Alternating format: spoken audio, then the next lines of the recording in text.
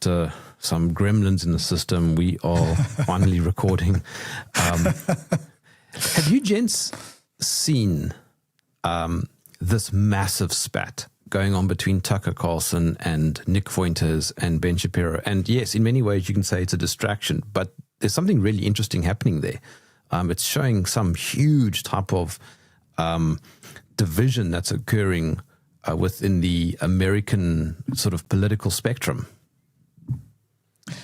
Or is it just theatre?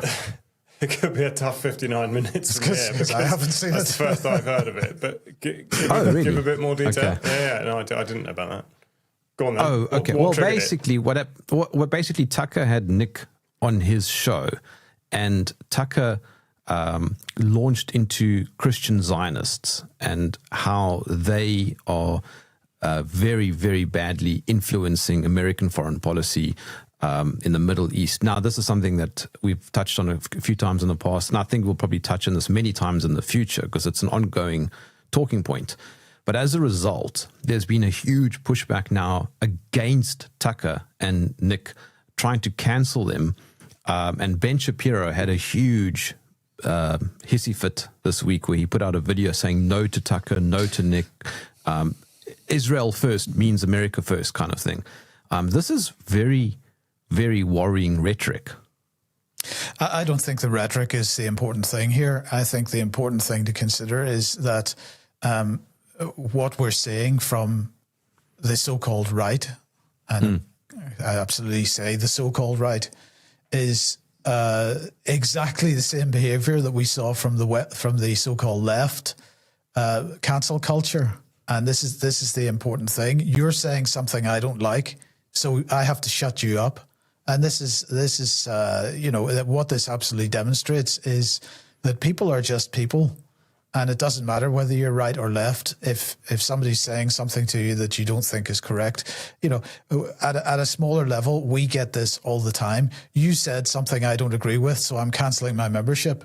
Yes. This happens all the time, and it is really in one sense hypocritical.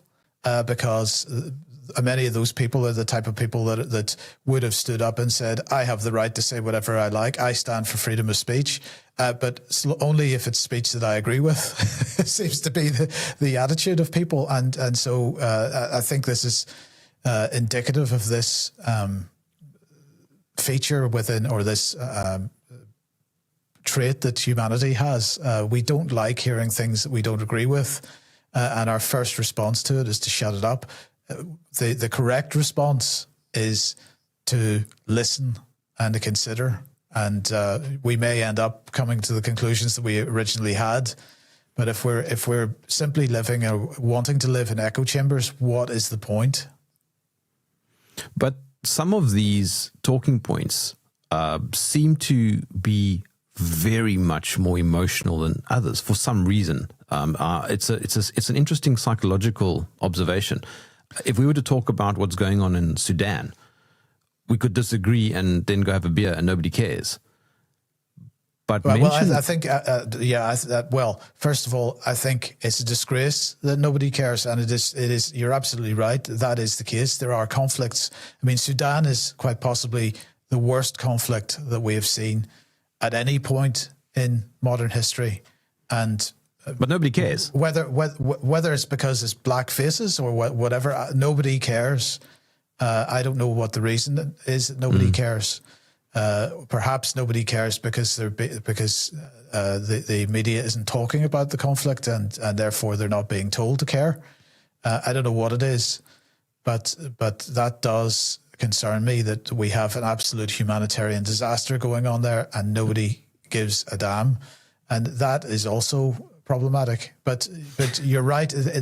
What we're facing here is religion, actually, because we're facing Christian Zionism. We're facing an ideology that people have that the second coming of Christ can be accelerated by making certain things happen in the Middle East. And again, they're looking for the hero to come and save them. Trump was a hero that was going to come and save them. And this is just another aspect of the same type of thing. So for some people it's China, for some people it's Putin, for some people it's I don't know what it is, but the point is that because it reaches deep into their souls, and they're looking for some kind of spiritual aspect to it or whatever it is.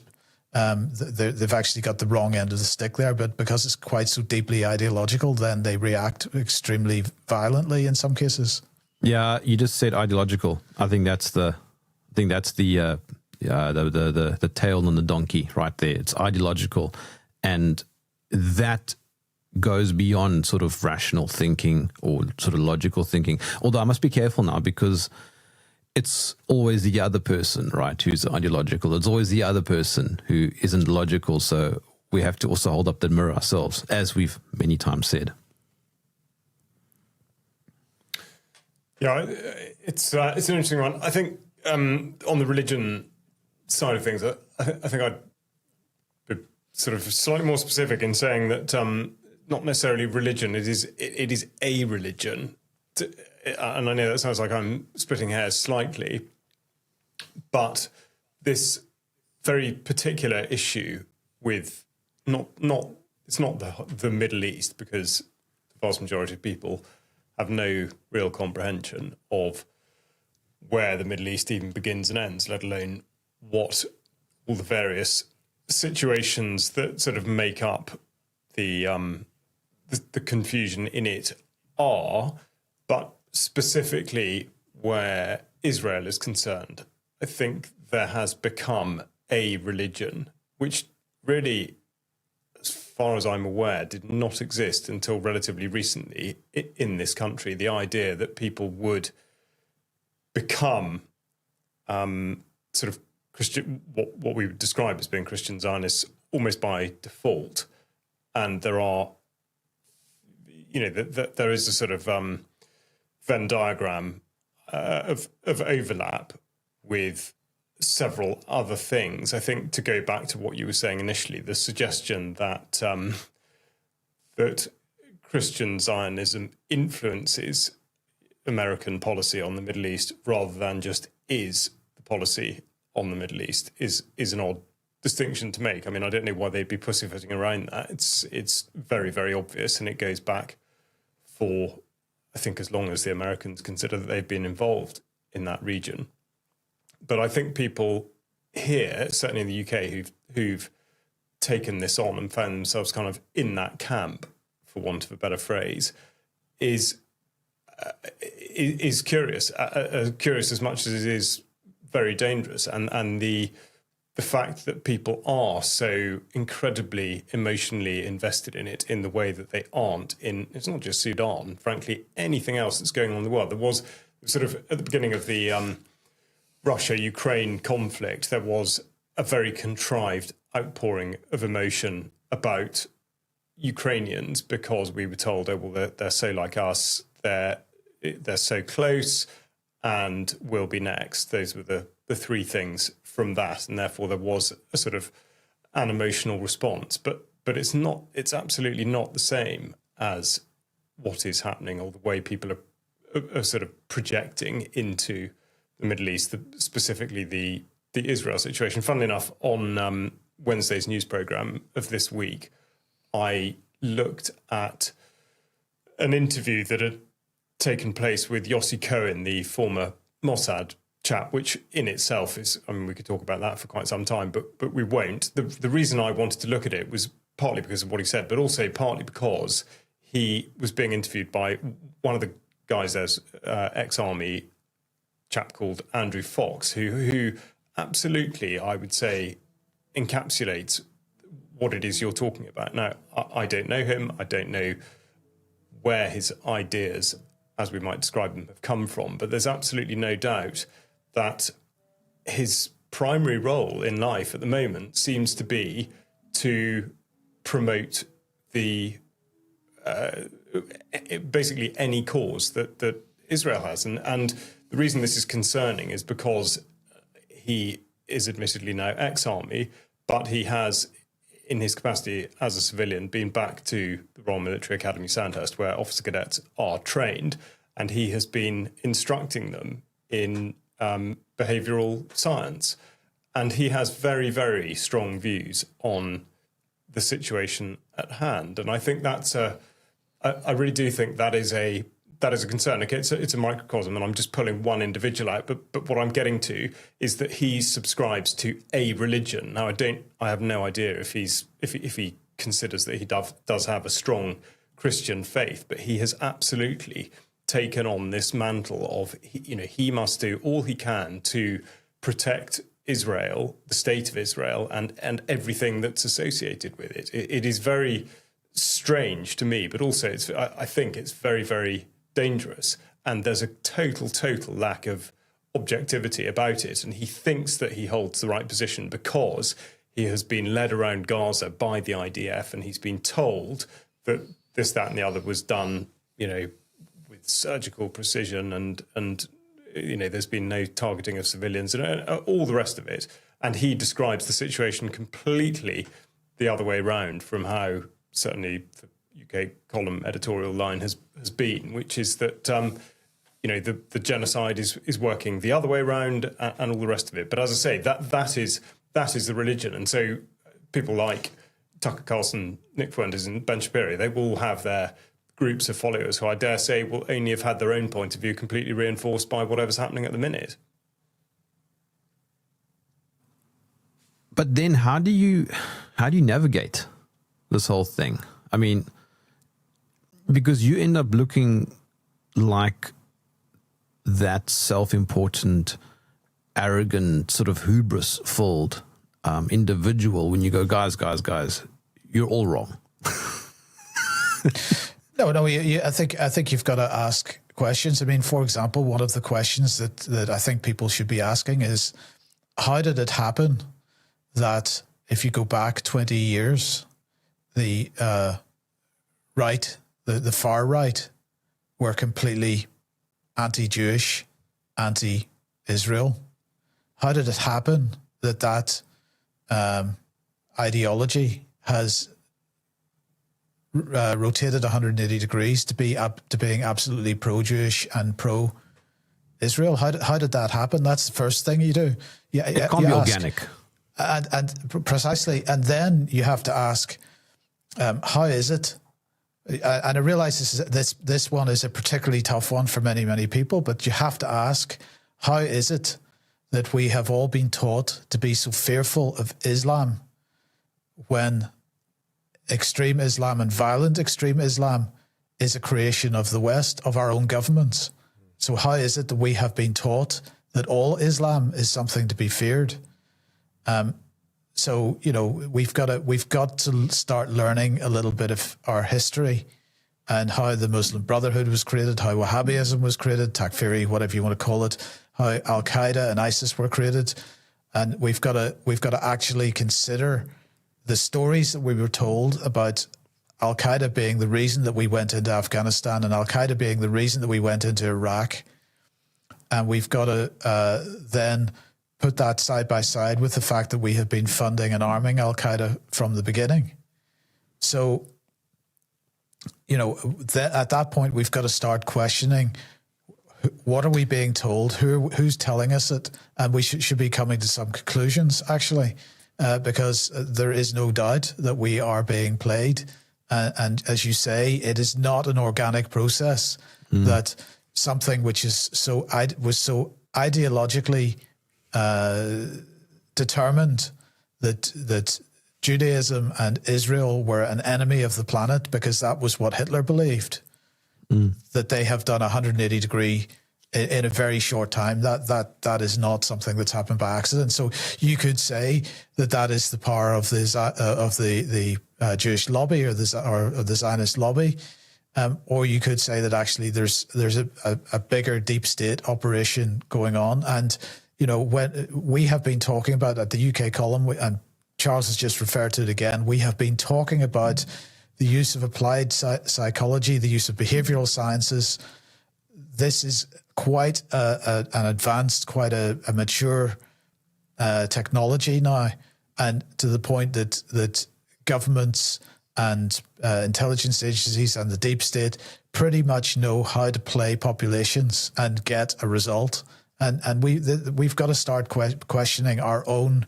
It's not about me or Charles or you telling anybody we're right and you're wrong. It's a question of encouraging people to actually question their own ideas and their own positions, because that's what we've got to be doing. We've just got to be doing that first and foremost. But whoever's doing the playing is doing a very good job. I don't know if you saw what the pushback or the response to New York's new mayor has been. It's remarkable, just looking at this chaos unfold. Now suddenly everything is about 9/11 again being an Islamic attack. It's like we've gone back to 2001. I thought that we had put that talking point to bed. And now suddenly... No, we didn't put that talking point to bed because what they did straight away was they got right in there and created a division within the so-called 9/11 truth movement. So because they split that campaign between the controlled demolition and the Judy Wood crowd, because they split that and got them fighting each other, which is all they've been doing for the last 25 years, is fighting each other. And they haven't been effective at getting the story out about what actually happened that day. It doesn't matter what the specific mechanism, in my opinion, for the towers coming down was. Everybody agrees that it wasn't the aircraft that did it. So if you can agree on that, focus on that. Yeah, but now this week, suddenly it's the Muslims again. This is all because of New York's mayor, and so now we're going backwards even more. Yeah, but I would ask you the question: is that the case, or is that? But look, what was it? Institute of Strategic Dialogue said that they have something like 50,000 influencers on their books. Israel, Netanyahu is now talking about building up huge numbers of influencers that are pro-Israel and so on. What we are seeing in front of us is absolutely an operation to psyop. Right?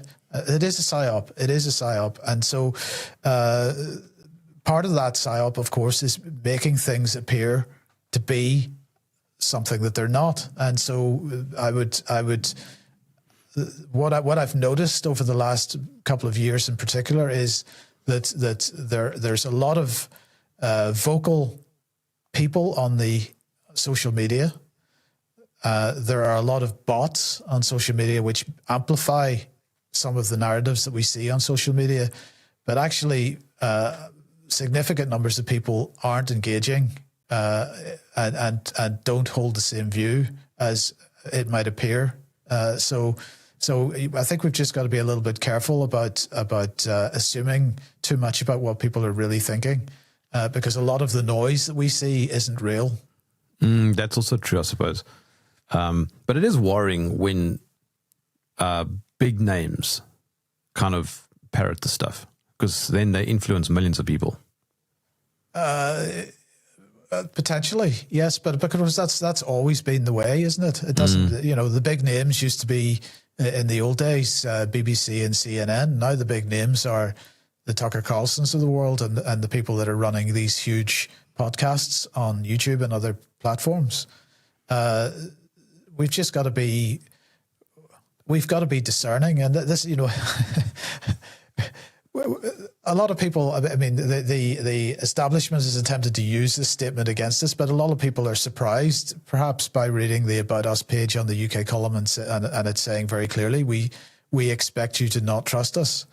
This idea of trust is something which has been part and parcel of the censorship/disinformation industrial complex since the beginning of this effort to regulate speech on the internet.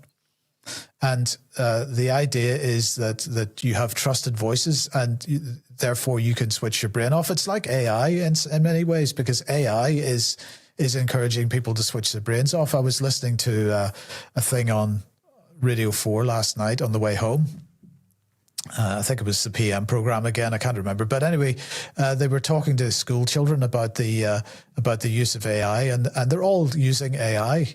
They all recognize that if they are set a task in school for homework or for a test, that if they simply ask the AI to respond to that test, they'll get the right answer. But in the process, they're not internalizing the information, and they're not learning anything actually. But this applies not just in schools and not just with AI. This applies with influencers as well. We trust these people, and then we switch our brains off. And I would say this is exactly the wrong thing to do. So, I don't say that from the point of view that you shouldn't trust the UK column and therefore not support us. If you think we're doing a reasonable job, then please do support us. But don't do it blindly. Don't do it without absolutely challenging every single thing that we say. And that should apply to every person who is commentating or analysing anything in the sort of political or geopolitical space.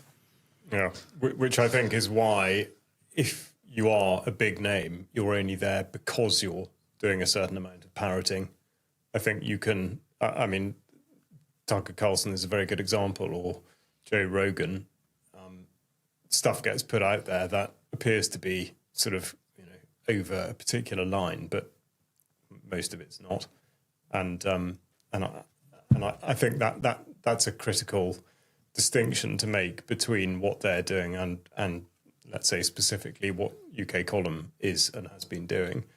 And I think the other thing is the common factor here is the spectre of an enemy. So for Hitler, it was politically expedient to create the Jews as an enemy, just as now in certain countries, this being one of them, to use Islam or the Muslims as the enemy is a very effective political device, because it's projection. It is projection, but you've got the sort of seen and the unseen. I mean, it depends what you're wanting to achieve, but obviously with the benefit of using people that actually exist is that they are there and people see them, and stuff. It's easy with the various media tools that are available. It's easier to whip up the sorts of frenzied activity, rhetoric, ideological sort of clinging to a particular belief and everything that we're discussing, if you have actually got a specific and easily identifiable target, which in this case they have, and that is exactly what's been going on for, obviously way more than 25 years, but most obviously in the last 25 years that Muslims are responsible, and that narrative has just crept and crept and crept and crept, and now of course it's used not just, it was initially sort of problems in their country and they need democracy, to then there's now a risk of terrorism on our shores, and now Israel is at risk because of this. And of course, then there's the migration issue, which sort of wraps a lot of it up together. There are so many ways in which you can use the same enemy, for want of a better word, to cover off particular sort of points on your agenda. But the result is always the same, which is that people are distracted by finding that they are positioned on one side or other of what is drawn as a divide, but it's a fake divide, and yet unfortunately people continue to fall into it, which is exactly what people are doing with this Carlson, Fuentes, Shapiro, whatever exactly it is that they said to each other. Oh, but Charles, Israel is just defending itself. Yes, well, and to some people, even after this much time, even the front page of the BBC today is a picture of the part of Gaza City absolutely leveled, and I forget what the sort of headline text actually is, but that is the national broadcaster making it very clear that Israel has destroyed a huge swathe of Palestinian land, and yet there will still be people even listening to this now, because I know that this issue is absolutely not.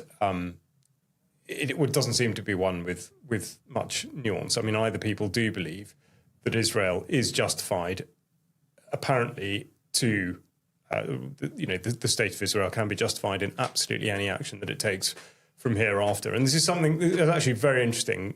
The interview I referred to with Yossi Cohen, the former Mossad bloke, listening to him talking in such an incredibly glib way about entering into a state of armed conflict. And he gave two scenarios, which were either effectively reactive or proactive. And it was completely amazing listening to him talk, because it was first of all, it was just so banal. I mean, it was like you could have been deciding what you were going to have for dinner, and it was either you were going to cook something or you were going to get someone to cook it for you. And the fact that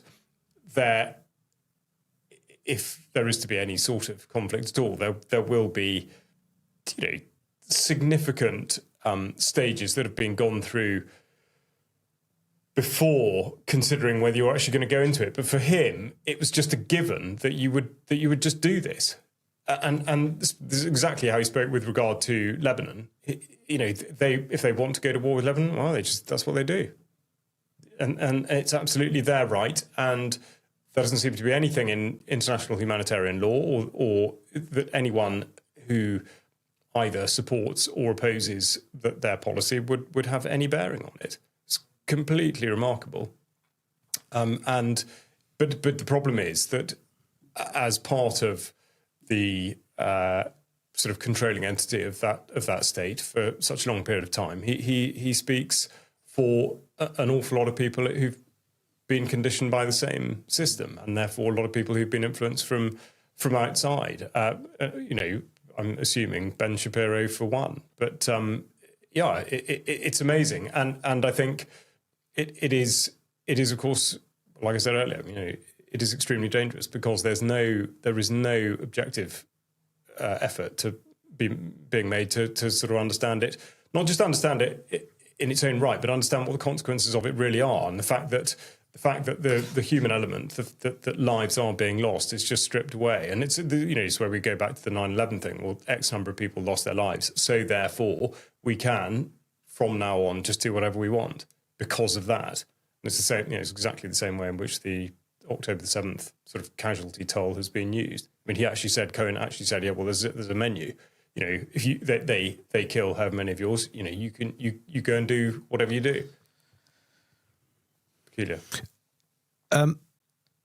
This plays into the whole controlled opposition thing, though. I mean, the when you said earlier, Mike, that a lot of this is not organic. If you think about the art of war, it is about putting a seed or a plant or something into what you deem to be the enemy and let them, beat themselves up until they look like a clown show, which is precisely what happened with 9/11. Any opposition to the official narrative looks like a joke now because nobody can agree on anything and we're all just idiots, conspiracy, tinfoil hat wearing, whatever. And it helps reinforce the established narrative. So controlled opposition is a very effective tool. But the problem also that I have found is that now everything and everyone is controlled opposition. And so again, we go around and around and around. And so you end up trusting only yourself because, or not trusting, but you don't believe anything anybody says now about anything because everything is controlled or everything or everyone is a limited hangout. And so it's this constant battle with just critical thinking, I think.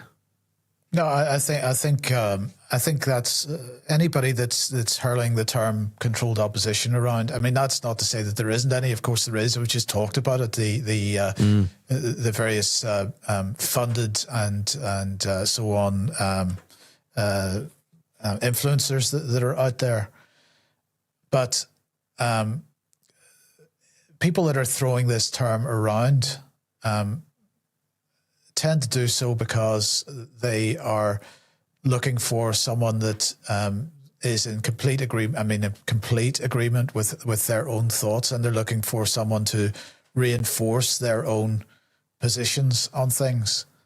And this is a very this is a problematic place to be, because you're not going to make the right decisions yourself.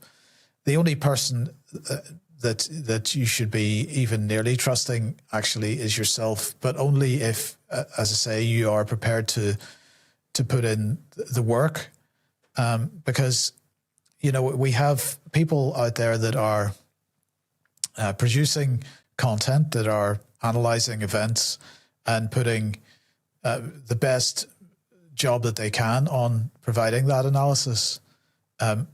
Does that mean that we or anybody else is right all the time? No. But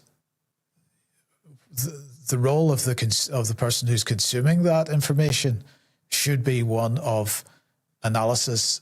It should be a creative process in a sense as well, in the sense that you're taking that information. First of all, you shouldn't be just consuming it and switching the program off at the end of the 45 minutes or the hour, whatever it is, and saying, right, that's a done deal. I now know something. Well, no, you don't. You've heard something. And the process of actually processing that should begin at that point. So it's a question of confirming or validating what you've heard, but also actually considering it and seeing how that fits into the picture that you have of the world. And so my view on this is, I don't care if someone's a limited hangout or someone is a controlled opposition. I want to hear what they've got to say. I want to analyze it. I want to come to my own conclusion as to whether what they're saying is correct or not, and not based on some idea that they are somehow trustworthy or that I look up to what they're doing or whatever. It's just information. And so, we should take that information and we should process it ourselves and come to our own conclusions. And we should never be, I've said this so many times, we should never be taking anything we hear on the internet for granted. So if you approach it from that point of view, it doesn't matter whether someone's a limited hangout or controlled opposition at that point, because it's just information. But I mean, that's the point that I was making on my Substack this week, that if the statement vaccines are harmful, right, now I haven't told you who said that statement, but let's say Bill Gates makes that statement. Okay, no, it wouldn't be Bill Gates, but let's say, I don't know, whatever, right? Trump, okay, says vaccines are harmful, but we know Trump's history is all over the place, right? But it doesn't matter, because at the end of the day, the statement is still correct, no matter who said it. But the moment you attach something, correct. Sorry, how did you come to that conclusion? Oh, I'm projecting my own conclusion onto that statement based on what I have decided and concluded over the years of listening to other people and considering all sorts of things, right? So I'm yet to find just on that. I'm yet to find evidence that any vaccine is either safe or effective. That's the statement, right? So based on that, I can conclude, therefore, that no vaccine is either safe or effective. But now, and we can go into discussion about that, but that's not the point. The point is the statement. It doesn't matter who makes a statement, which is what you're saying. The problem with our modern culture is that people are so hung up on names of people that they play the man and not the ball. And as you rightly pointed out, play the idea, like attack the idea, not the person. No, I think the problem goes beyond that. Even you have said that and the reason I asked that question is because you said that you have come to the conclusion that vaccines are not safe and that vaccines are not effective. Okay, you've come to that conclusion. Correct. But actually, in the process of coming to that conclusion, you have now opened yourself up to influence, because you will now listen to people who also say that vaccines are not safe and that vaccines are not effective. And those people may be placing ideas in your mind which you're not considering in an objective way, because those people may be talking about Israel or may be talking about other things that are perhaps narratives that you might otherwise not accept. So actually, by the mere fact that you've come to that conclusion leaves you open to influence if you are not prepared to absolutely approach every piece of information that you come across with Yes. a certain degree of skepticism. But that's a good point, though. Yeah, sorry, I jumped in there, but you go ahead.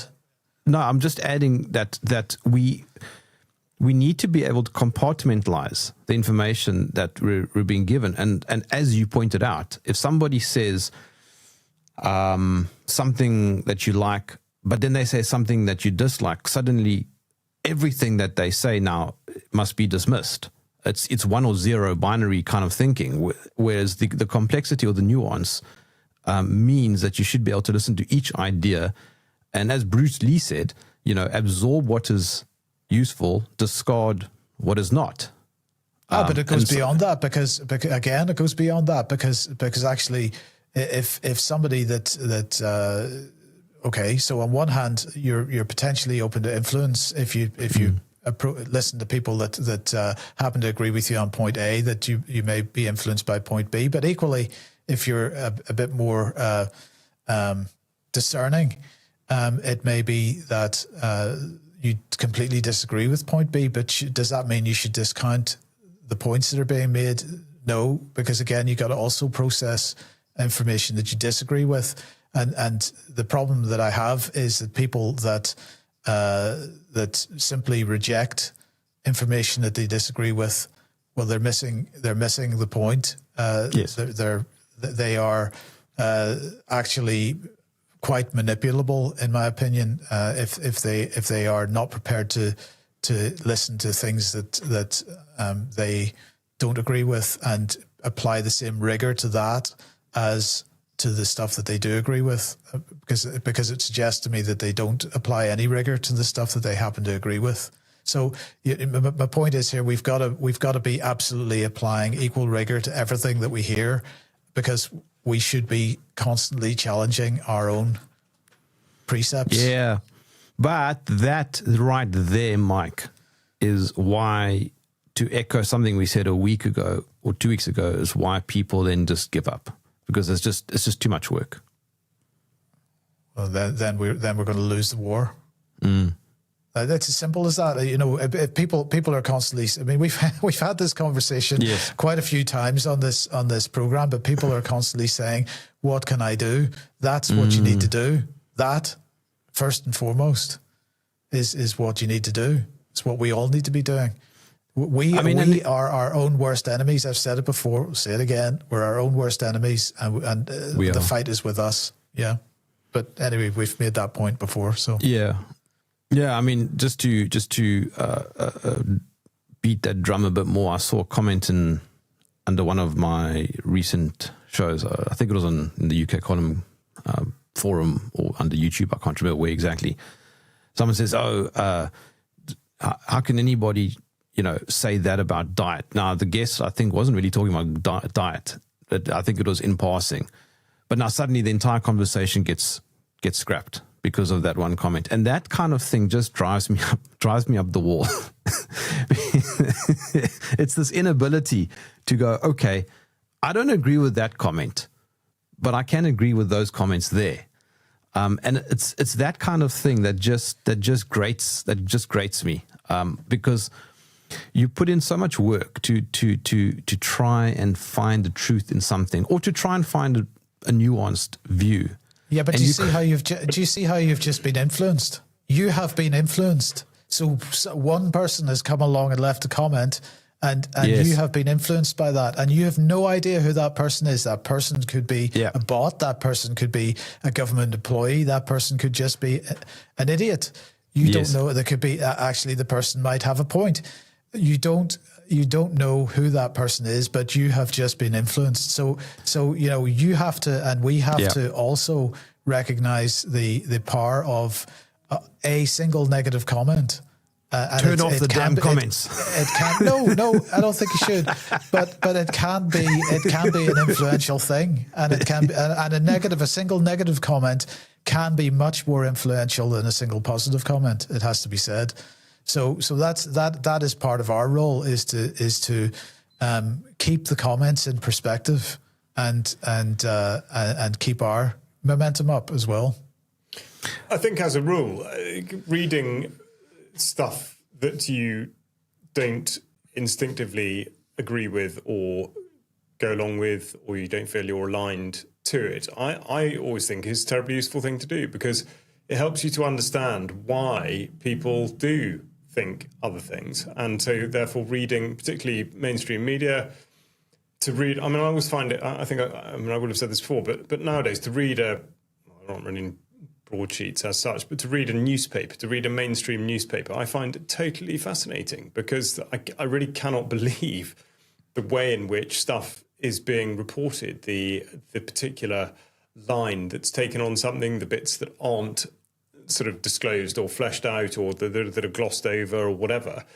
And it's very, very valuable, because otherwise you make the mistake of thinking that if you do come to a different point of view on a particular issue with somebody, that you think you know why they've come to that point of view. And of course you don't. But once you start to understand the sorts of things that they've been exposed to, and therefore how it could have been reinforced somewhere that they have been looking or listening or whatever, then I think that's extremely helpful. And if you can get back to that point, effectively back to somewhere where there's a convergence rather than divergence, then you can start to build that discussion from a level that's no longer so contentious. So I think in finding out about the sorts of things that we may disagree with is very important. Also, of course, on comments. I mean, only a very, very, very tiny amount of people who watch or listen to something will end up commenting, and of those, there will be a high percentage of people intending to stir for one reason or another, and look how well it works. I mean, you know, it's a thing. It just does. I agree with you. I mean, it's a pity, and I think this is sort of the very unfortunate effect that the internet does have, or can have, or has had, in that if you were having this discussion around a table in a pub, it's not like somebody in, sort of 8,000 miles away could suddenly just lean in between you and just say, oh, blah, blah, blah. Yeah. Because they're simply not there, and therefore they don't have that ability to sort of stir things up, cause that trouble or whatever it is, or just make people look the other way, or totally distract them, derail the conversation into another area. So that is massively regrettable, and I think that's all part of the learning experience of how to, like I say, how to read newspaper, but also how to read the internet. What are you actually doing when you're looking at it? Because sort of probably over 90% of it is complete and utter nonsense. But, I mean, Mike, there's an interesting undercurrent in something you were talking about earlier when you mentioned me coming to a conclusion, or somebody coming to a conclusion. Now, I know that one of the strategies for, I think, the art of war, or was it the 48 laws of power or something, is to maintain a sense of liquidity in your position, so that you can always remain sort of psychologically powerful, right? So in other words, if you don't ever conclude something, or you don't have a fixed position on something, you can't really be attacked on it. But isn't that also, to some degree, a weak strategy? I mean, it's good to have conclusions about some things in life, surely.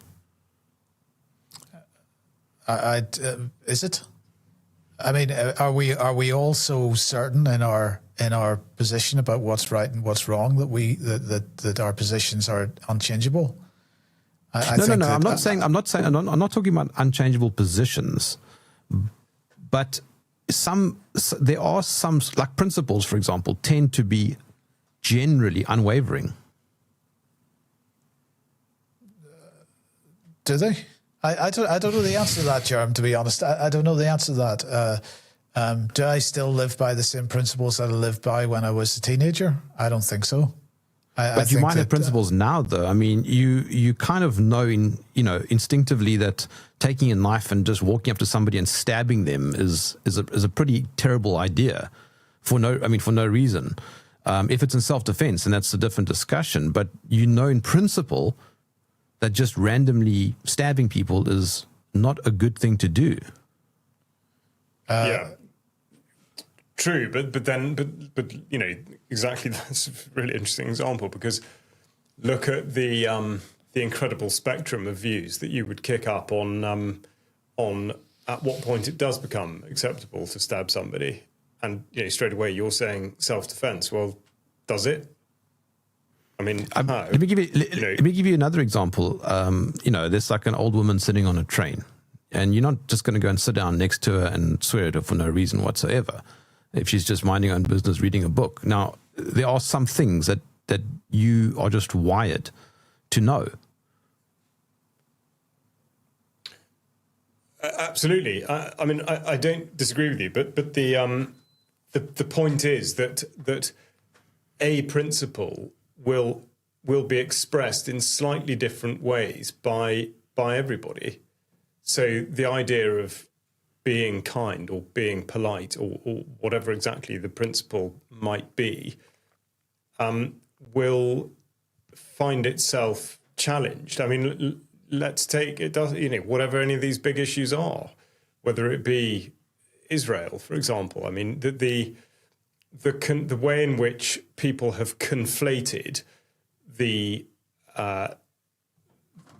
sort of feeling of not wanting to be anti-Semitic, and indeed, what possible case could there be for being anti-Semitic? I mean, it doesn't make sense to be anti-Semitic, but to conflate that with thinking that because Israel has a largely Jewish population, that therefore it follows that you would support the actions of the state of Israel is completely bizarre. And yet for some people that will be adhering to the principle that they're not going to be not just anti-Semitic, but that they're not going to discriminate on the grounds of race or religion, and that could express itself in support for destroying the lives of hundreds of thousands of people. So, I mean, it's hard to know where one does go with this. The COVID sort of theatre was exactly the same. People wanted to express their kindness and love for their fellow human beings in completely different ways. Some of them wanted to take injections and wear masks, and some of them absolutely vehemently objected to that. But the principle was the same. So, yeah, I mean, I suppose this is perennially sort of inconclusive, but I think you see my point with the knife or the old lady on the train. I mean, yeah, I absolutely agree with you, but everybody will have a slightly different take on it, just as everybody has a different take on any information they're presented with. But I think getting to that part, as I said earlier, of understanding, at least in the first instance, what the information is. I mean, why you might find with the sort of the self-defense thing or something, the reason that somebody's going to have a different approach from somebody else is because of their life experience, that they have seen, somebody express a particular whatever it is, or they know, or they, I mean, we can't sort of guess it. But the point is, there is always so much background that we cannot, in that snapshot moment, understand. And I think this is exactly what creeps into everything. The moment a news story comes out, everybody's response to it will be in some way slightly different based on their life experiences and their views of other things that sort of are associated. Yeah, and just to add to what you're saying, I remember a few years ago. Sorry, just by the way, has your lighting changed, or am I seeing things? No, you're not seeing things. A light has... Somebody's just sat on the train next to our light and sworn at it. Oh, okay. All right. Yeah, it's on my screen. Just to add to what you're saying, Charles, a few years ago, I was chatting to somebody on my show. Who was it now? I don't think it was Peter Bregan, actually. I think it might have been. And initially, I was so angry during, the early stages of the COVID era How could everybody just be blindly following all of this? Everybody's just wearing masks. They're all idiots. I think a lot of us said that. They look at all these morons. And I think it was Peter Bregan, who is an old psychiatrist. I don't know if you know who he is, but he's such a great man. He must be like almost 90 years old now. And he sat on my podcast and he said, hang on. Imagine you were on an airplane and let's say there's 180 people in that flight and they're all wearing a mask. He said, in this thought experiment, have you asked each one of them why they have a mask on? And I said, no. And he said, if you were to ask each one, in reality, each person would give you a different answer. They wouldn't give you the same answer. Some might say, I just need to get to the next city for a business meeting, so I'm just wearing the mask. Somebody else might say, I genuinely am scared of this virus, and so on. And that suddenly changed the way in which I saw people wearing masks, that there isn't an absolute or a conclusive reason like they're idiots. They might just be trying to get by, or whatever the reason might be. And that just kind of adds to what you're saying, is that each person does experience these things differently. Yeah, they absolutely do. I mean, I think what would split people into broadly two camps there, and I think this is an interesting one, is whether people were doing it because they were simply complying with a directive and therefore they were just going to go along with it no matter what, or if they genuinely thought that there was a health benefit to doing so. And I think, you know, I find it terribly tragic that there were people who did think there was a health benefit to doing any of this stuff, but equally tragic as a reflection on our society is the probably bigger camp of people who knew perfectly well that there was no benefit to it if they'd stopped and thought about it for 5 seconds, because if there had been, why was this not done in the very first instance? But that they were just prepared to go along with it.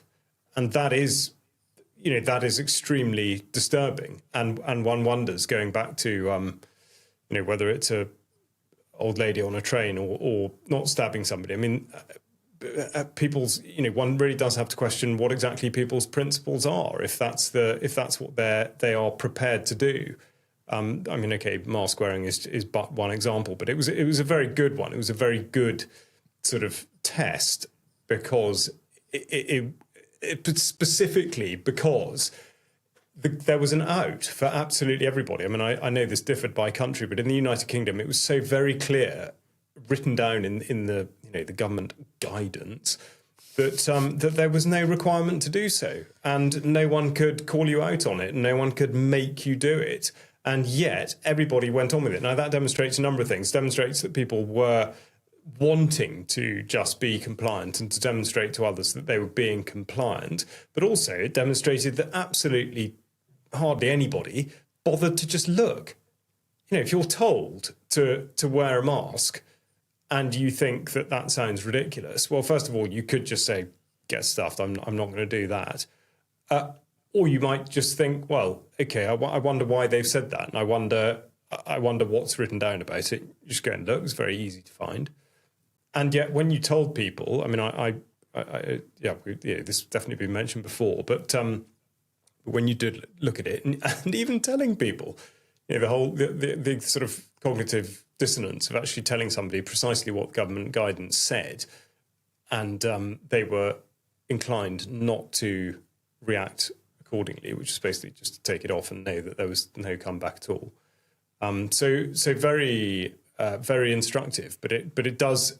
That in itself gives, I think, a terrific insight into exactly the sorts of religions, to go back to the beginning, the sorts of religions that people want to belong to, because I mean, okay, you could say, like with religion in the faith sense, to step outside of the parameters of what that particular religion supposedly does or does not do is certainly personally uncomfortable, but professionally uncomfortable as well. And that seems to be where where a lot of this comes back to. But if principles are not rooted in something cemented, then what is the purpose of having principles? I mean, principles in principle should be unwavering, not so? Yeah, no, I mean, I agree, but I think this is the point I'm trying to make, is that they can be, but it depends on the life experience of that particular person as to how that principle, how the adherence to that principle actually manifests.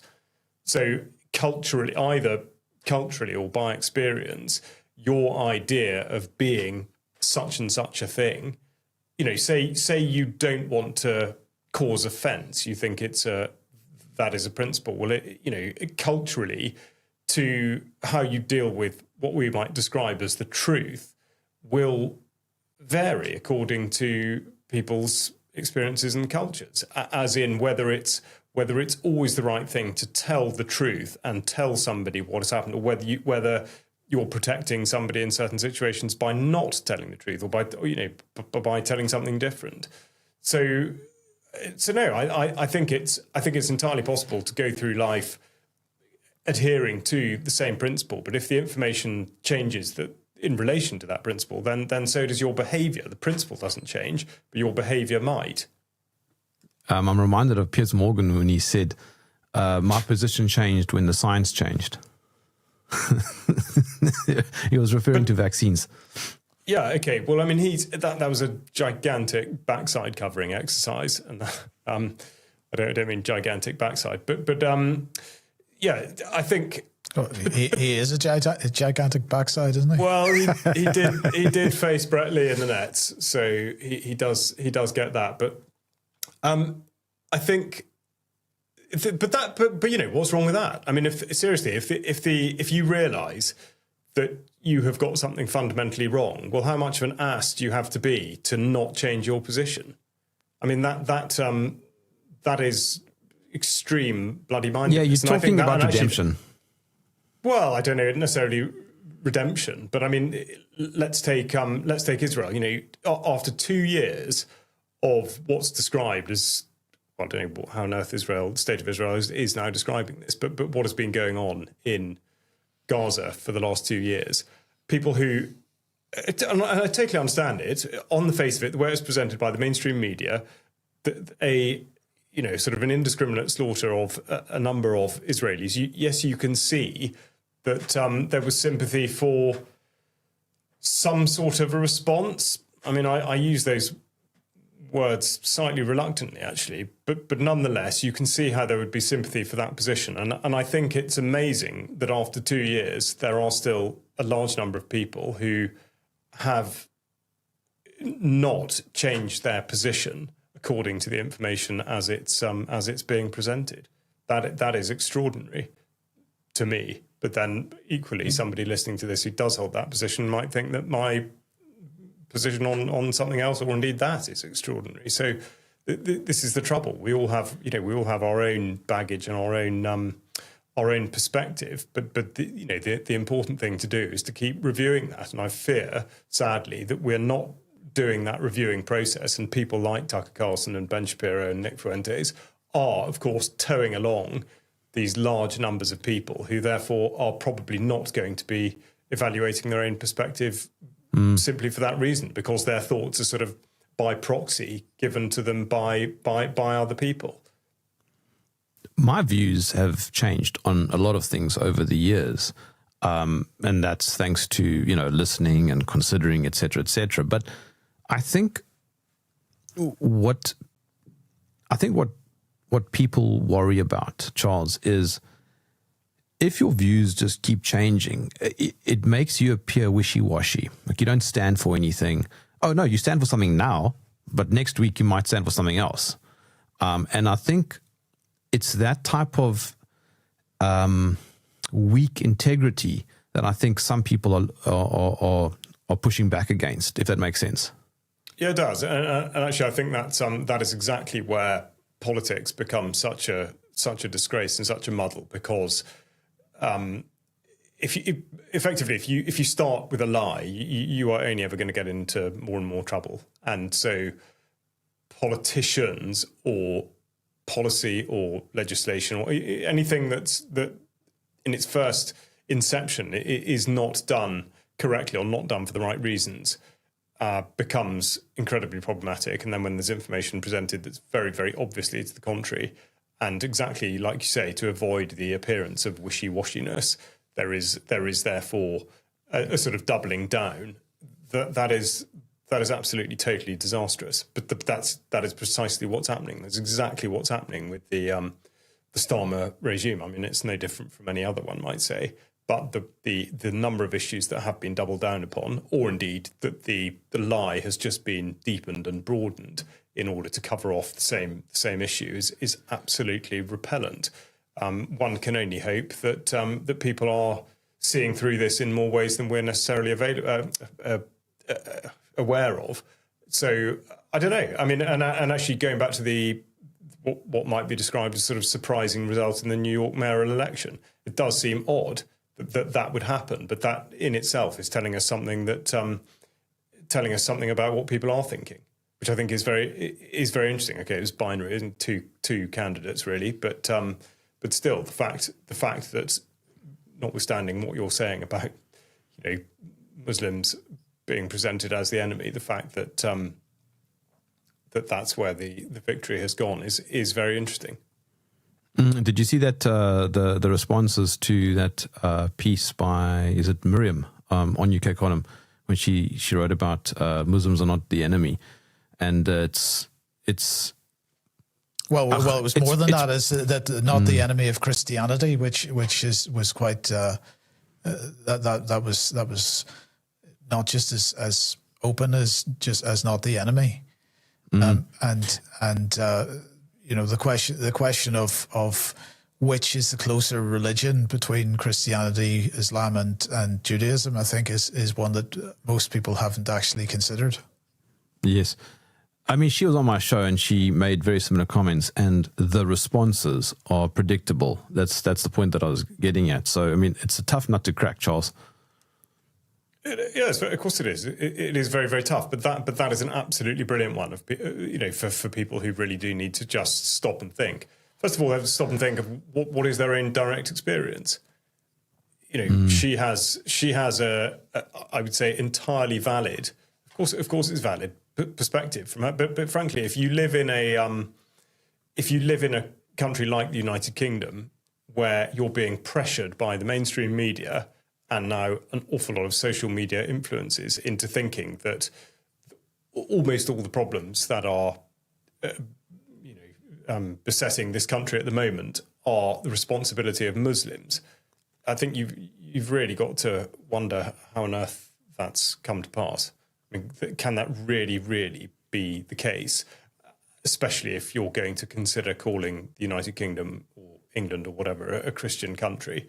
I mean, seriously, how does that work? Whereas if, and also, have you been to a predominantly Muslim country and encountered, as somebody who might look obviously, first of all, non-Muslim, but perhaps even being taken as a Christian, have you ever experienced any sort of hostility? I haven't, ever. I haven't either. In travel to a lot of countries with a very, very much majority Muslim population. In fact, I've only ever experienced totally the opposite, and totally the opposite to the way in which one might get expected to be treated in a city or a large town in the United Kingdom. So, it is a question of perspective. Okay, on that note, Mike, Charles, catch up with you guys next week.